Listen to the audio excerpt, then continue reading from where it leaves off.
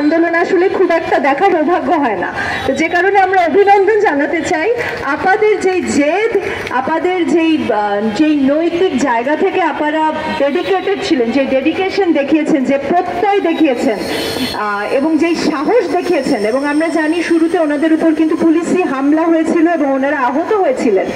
এরপরেও আপনারা যে সরে যাননি, ভয় পাননি, তারা বসেছিলেন এবং তারা জানতেন যে তারা যে লড়াইটা করছেন, যে কারণে লড়াইটা করছেন সেটা কতটুকু যৌক্তিক।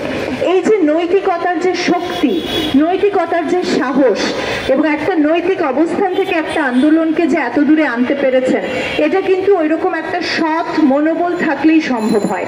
একটা অসৎ জায়গা থেকে কিন্তু এরকম শক্তিশালী আন্দোলন গড়ে তোলা সম্ভব হয় না। তো আমাদের অনেক কিছু শেখার আছে। আমি ব্যক্তিগতভাবে আমরা অনেক কিছু শিখেছি।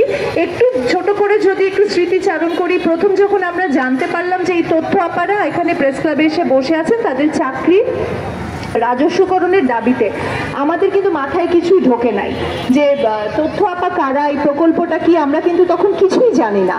তারপর যখন শুনলাম ওনার রাজস্বকরণের জন্য বলছেন, আমরা আসলে বিষয়গুলো বুঝতে পারিনি। তো প্রথম যখন আমরা অনেকেই আমরা এখানে এসেছি, তারা সকলেই আন্দোলনে ভূমিকা রেখেছেন, সবাইকে আজকে স্মরণ করছি এবং ধন্যবাদ জানাচ্ছি। তো ওনাদের কাছ থেকে আমরা জানতে পারলাম যে গত প্রায় 7-10 বছর ধরে ওনারা কতটা গুরুত্বপূর্ণ একটা কাজ করে যাচ্ছেন গ্রাম বাংলার নারীদের জন্য, এবং এটা কিন্তু আমাদের আসলে জানা ছিল না। তো আমরা আপনাদের কাছ থেকে জানলাম যে কতভাবে গ্রাম বাংলার যে সমস্ত নারীরা আছেন, যারা অনলাইনে ফর্ম ফিল আপ করতে পারে না, হাসপাতালের খবর যাদের কাছে নাই, যারা আসলে নির্যাতনের শিকার হলে কিভাবে কার কাছে যাবেন, থানায় যেতে পারেন না, জিডি করতে পারেন না, এরকম বিভিন্ন বৈচিত্র্যময় কাজে তথ্য আপারা কিন্তু গত দীর্ঘ সময় ধরে সাহায্য করে যাচ্ছেন গ্রাম বাংলার নারীদেরকে।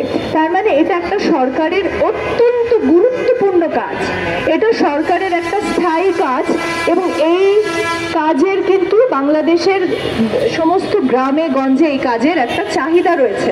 অর্থাৎ তথ্য আপাদেরকে আমাদের দরকার, গ্রাম বাংলার নারীদের জীবনে তথ্য আপারা অত্যন্ত গুরুত্বপূর্ণ এবং প্রয়োজনীয়।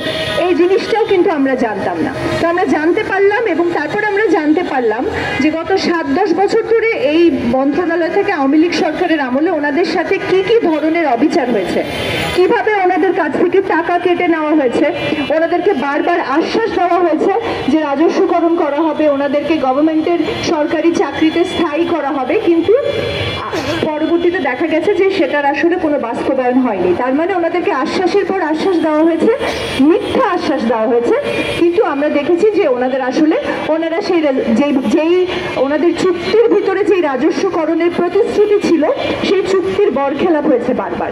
তো আমরা